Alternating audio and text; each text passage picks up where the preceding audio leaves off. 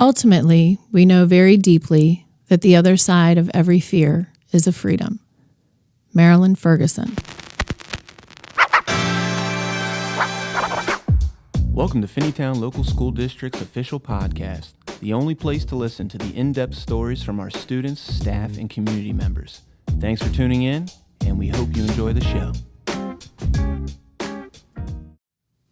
Hey everyone, and welcome back to another episode of the Finneytown Wildcats official podcast. I'm your host, Eric Muchmore, as always, joined by my co-host, Mike Kennedy. Mike, what's up? How we doing today?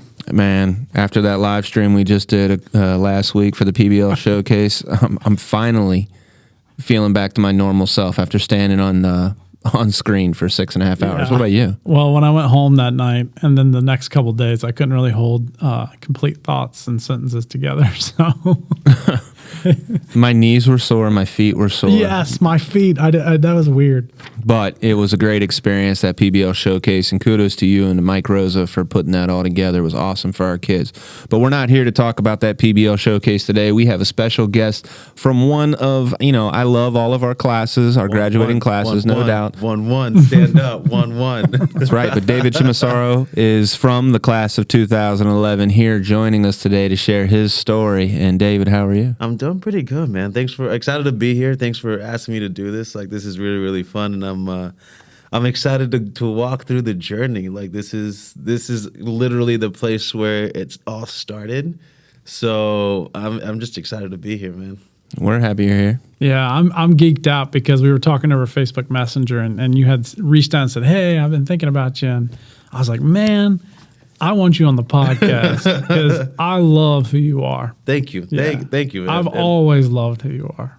So I'm glad you're here. Thanks for being here. We're going to talk about it, but I appreciate that a lot, especially and we're going to talk about the formative years of high school, just like how important just one thing somebody says about you and to you, just how much that can form the person that you become and just what you believe about what you can and can't do in this world. So, dude, thank you, and I'm excited. I'm really excited to be here. This is fun. This is going to be really fun.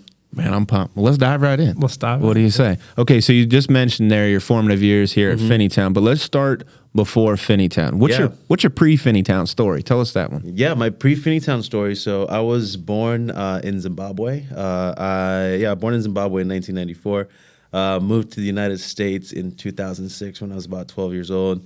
And my family had lived here for about a year when I was in the second grade, so around 7. But 2006, 12 years old, that was when we officially made the move to the United States. And then moved to Cincinnati, went to Finneytown Middle School, actually. So I was in the 6th grade, and I was 6th grade age. But I got put in the 8th grade. So, it was basically just somehow, it was very prepubescent. So it was the high-pitched voice. Everybody, 9th graders looked like adults to me. And I was like, I'm in a new country. Everybody here is bigger than me. Cool, we're here now. So that was my life before Finneytown. Grew up in a family of artists. My dad is a musician, and kind of just instilled that love for us. And me and my brother both play music, play music, and also just love making things, and also just kind of getting the pragmatic step-by-step stuff from my mom too as well. So it was so that's pretty much kind of my family, people who love music, love art, love creating stuff, and found our way at Finneytown High School. And how about that? He comes to Finneytown High School. David, so you're saying you come to Finneytown, you're of 6th grade age, but you start as an 8th grader with that 6th grade age here at Finneytown. Well, I can see why the freshmen look like adults. Yeah, I was like, whoa. I was not ready for it. And I was like... But you stuck with it. I stuck with it. I was the baby of the class. I graduated high school a month after I turned 17. Wow. That's crazy. I was like, all right, I think I might get my temps and so, yeah, that was life. Wow, that's wild.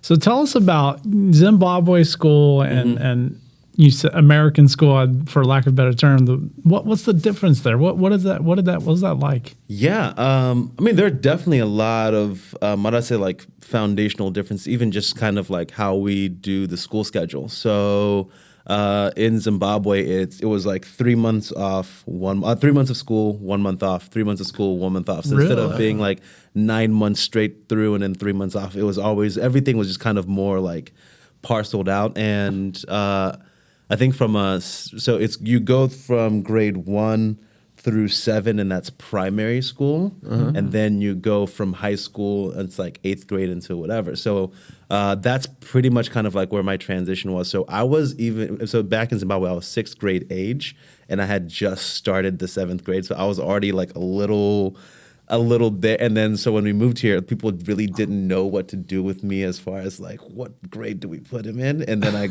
tested, and then they're like, so guess what? 8th grade it is, right? That's exactly what happened. I was like, all right, cool. And but also from a difference is, I'd say outside of just like the schedule stuff, I think it also, thinking about it, it kind of like, I found where some of my interests from before already come into is like, particularly just around like art and creativity and like music. Those things were kind of like, I'd say more like from a foundational stage, people threw all that stuff, especially the importance of just like learning outside of like the academic that isn't just the academic. That was already like a really, really big, like a big exclamation point than it was necessarily when I moved to the United States as a whole. So what was cool about Finneytown, especially like our band program, was like it was so, excellence was such like an exclamation point of everything that we did. I felt like I immediately felt right back home in particularly that field, because right now as an adult, it's kind of crazy thinking about, or even just talking to my friends about how seriously we took band. And that was just not a thing that a lot of people did. But like back home, like the arts were a really, really big part of just like our voice. So I kind of think I just kind of like found myself naturally just going towards there and that. So yeah. Yeah. Okay, so you was Mike the band director? Mike was my band director, and Mr. Canner as well. Mr. Canner, yeah, yeah. Mr. MK and Mr. Canner. Those were my two guys. So yeah. All right, so you talk about how you start here in 8th grade as 6th grade of age. You talked a little bit about band, but kind of walk us through your Finneytown story. Yeah. So my Finneytown story, particularly just being a kid from a completely different culture and a different community, I definitely struggled my first couple of years of just like being able to find my place. I think a lot of high school kids feel that way of just like, and because you're finding your place in the world. So I was literally finding my place in a whole new world. So for the first couple of years, I'd say it was a little bit of a struggle, just trying to make friends and just trying to relate. I wish I had known at the time just how much more universal that experience was for everybody that was just walking into school versus just like me. But what was really, really cool was there was this idea of just getting to learn a whole lot. I mean, just getting to learn an entirely new way of life that like is, and seeing the similarities, because there are actually some similarities, particularly between like Cincinnati, Ohio, and my hometown of Harare, one being we're actually sister cities. So that's something that people don't know, is like my hometown in Africa and my hometown in America actually have this like little link together. Oh, cool. That is cool. Yeah. Oh yeah. So my first few years, I think it was particularly just being a smaller kid, not well versed. I was like bold, but weirdly enough, like not the most confident kid. So I don't know how those two kinds of things work together, but it was very much kind of like it felt like not necessarily a contradiction, but very like a juxtaposition in one person was like I could be very, very quiet and shy and reserved, but then I could also just run to the front and feel like I could lead the charge, and then I would also run to the back too. So I'd say my first few years were figuring out just myself as a person, figuring out, all right, I'm in this new place. First off, how do you learn? How do you make friends? How do you survive? How do you do well in school? Which some of that suffered because I was just like trying to figure it out a whole lot. But once I found those connection points, I think it became like a thing of like, oh, the things that people actually really, really care and love are actually very similar. And you really, really learn that when you're in a completely new context where it's like, all my reference points are going to be the music videos and the movies. So eventually, I'm gonna find somebody who likes all the same stuff that I do, and then I'll find my people and I'll find my friends. And that was something that was really cool, that it just got to naturally happen over time, especially in a place like Finneytown where you saw every kind of person. Like that's one of the beauties about this specific school, especially in the time that I was here. It was like in such a small place, you saw every kind of like background, nationality, or even just like a type of person, and they just gave us an exposure to the world. So yeah, I feel like those were like the first couple of years of high school, just like a really shy, reserved kid who loved music. He was just trying to find his friends, just like everybody else. So yeah. Well, that's cool to hear. What about, was there any, like, okay, so that's more of your first few years here. Was there a turning point that you can think of during your time at Finneytown, or how was the end of your experience here different from the start? Yeah, I would say that the turning points were being involved in the band, multicultural literature, and it was weirdly enough like my first few study halls for some reason, like where we were just like I got to just like chill with a lot of people. And I think also just like being involved at the time in like the local Finneytown like Young Life, I had a lot of people that were just like really, really cool people to me at the time, especially some of the older guys like Sam Tidwell, Thomas Raleigh, who were just like the older cool guys who for some reason like didn't have to hang out with like the freshman, sophomore kid who's just hanging out by himself, but like just being brought into their wing by those kinds of people just allowed me to have a confidence in a person. And I think I was just able to like, yeah, I don't know if I can necessarily say there was an immediate switch where everything just happened, but I think just being brought into community definitely brought a lot of like just confidence in a person. Just like, oh no, you do have a place, you do fit in. And then I would honestly say, it's going to sound like I'm plugging the band because I am. I remember some of that confidence as just like as a leader and even as an artist, as someone that's now in the art realm as a full-time job. Like that's what I do. There were just core parts of myself that just felt very unlocked in that specific time. Also French, shouts out to Mr. Lorenz. French class was, I don't know. It was one of those, like, I just think of it like like an island for some reason. Like I loved being in French class, Mr. Lorenz, and just I think probably the through line is like I found older people, whether it be like teachers or even just like older upperclassmen who just like identified with the place that I was in. Those were the things that kind of just really got me, like, that started developing those like core pieces that I think put together the person that I am today. So, yeah. What about that? I think teachers have the same similar experiences because you and your brother came through. Your culture you brought, your passion you brought, your talents you brought. That had an impact on me as a teacher. You probably didn't know that, but it did. All right, so I referenced it earlier. So I remember we used to have like a Marcher of the Week. There was this thing where like MK and Mr. Cannon would basically just like highlight people from the band that they thought like were just like people that were representative of like who we were trying to be at that time. And I remember very specifically MJ just going like, I think this kid could change the world. And I had never really like heard, I mean, in Zimbabwe, it's like, and especially from your parents, you always hear that, but like from just like in a context where it's like, I'm just coming to school and just being myself.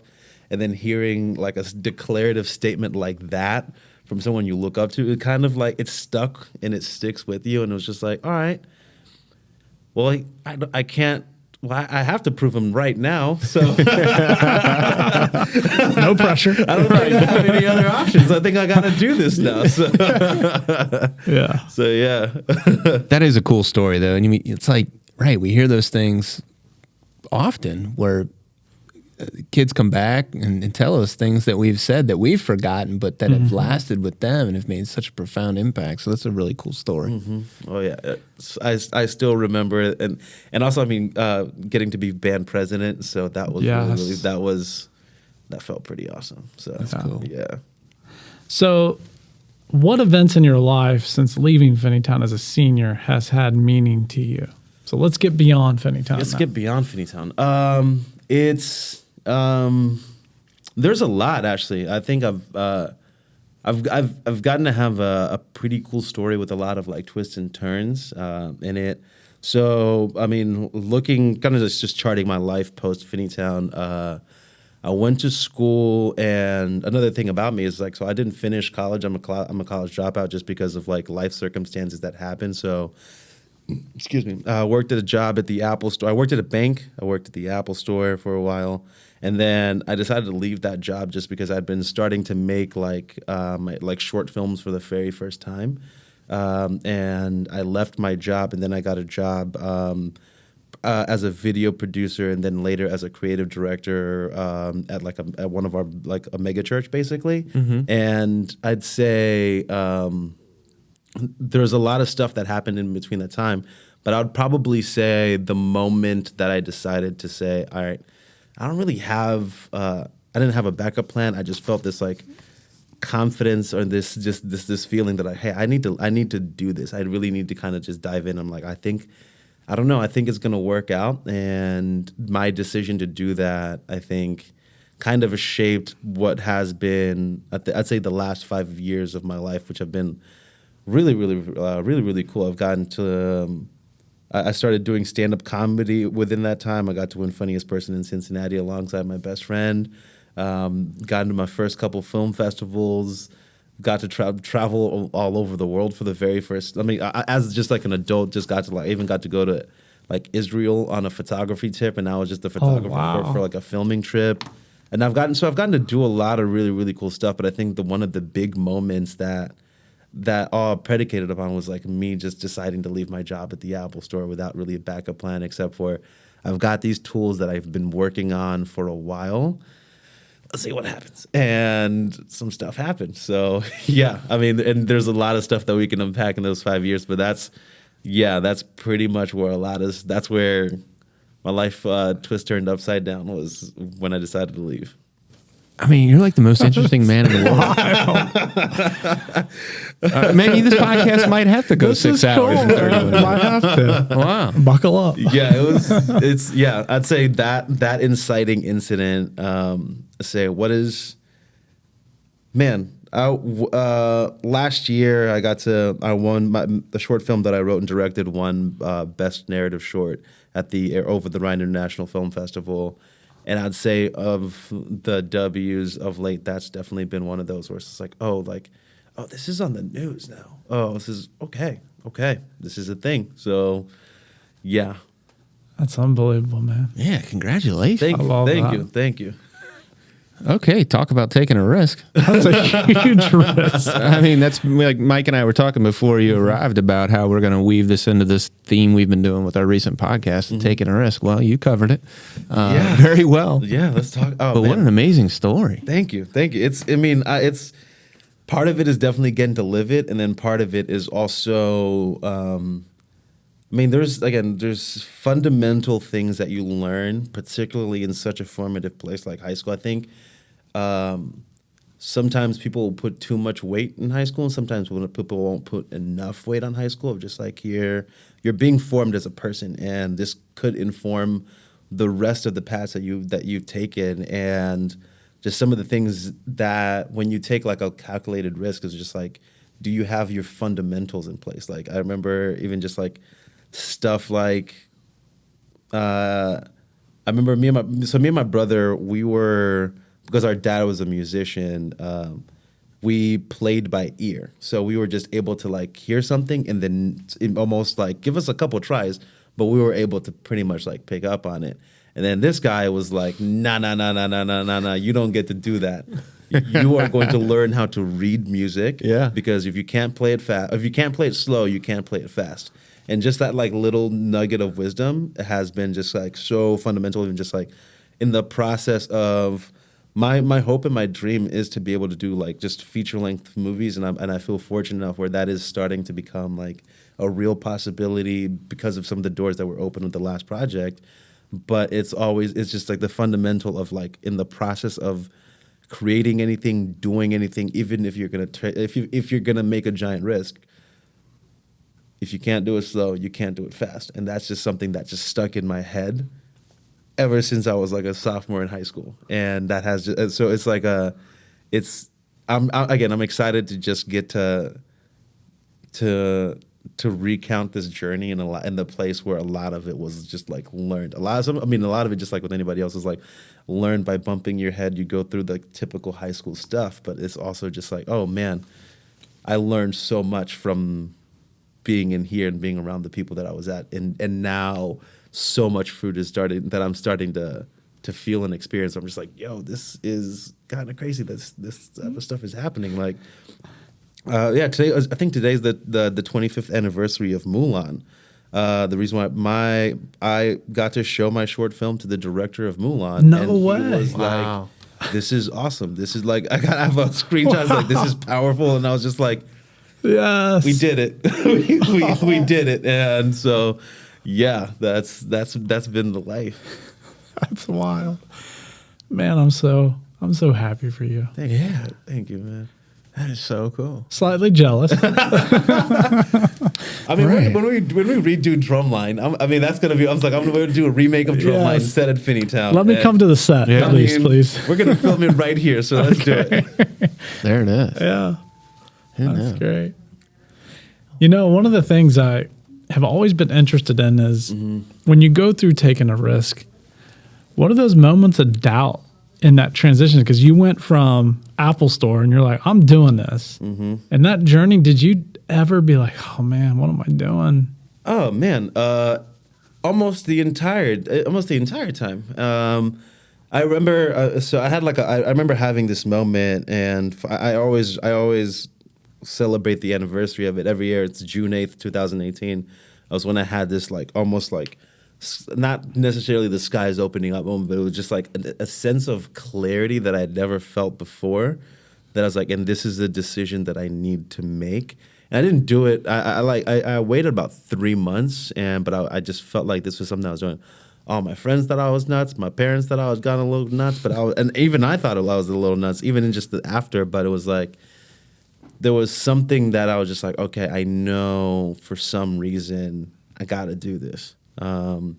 And so there's definitely a lot of doubt. Like even at some points where it's just like, even now as someone that's more established in my film and art career, there's definitely points where I'm just like, man, if I had just like ridden the wave and just gone all the way up the chain at the Apple Store and then maybe whatever. It was like, but it's like, nah, then the journey would not have been what it is right now, because I'm like, yeah, sure.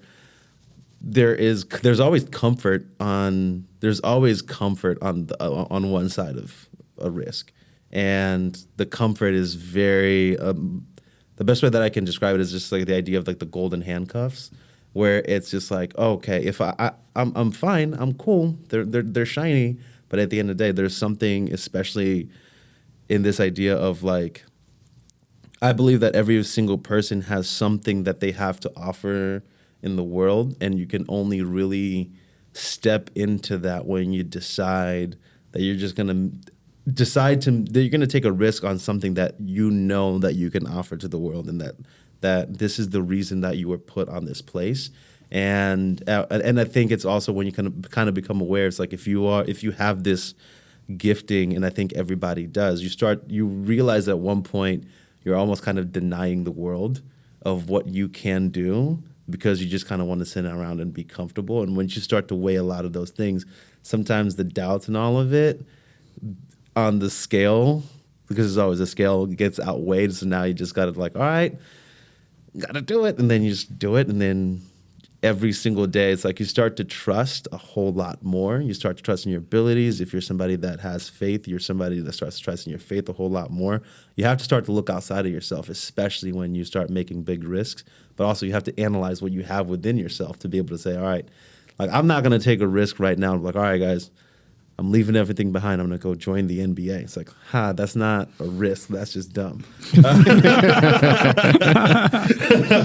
Right. But there is also, if you are that person, it's like, that when you get on a court, you can do something that other people just can't quite see. Run after that, and then see what happens. I love that. I hope our graduates hear this one.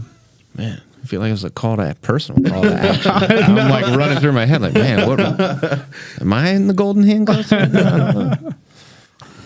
And I'd say the golden handcuffs are a state of mind, Right. more than anything else. Like I think it's like I could go back to the Apple store right now and say, I want to work here, I want to do this. I could do that right now, but the idea of the golden handcuffs is now no longer existent. So it's a matter of like, in the place that I'm in, am I offering something of unique value? Is it being recognized, and does it have the ability to grow?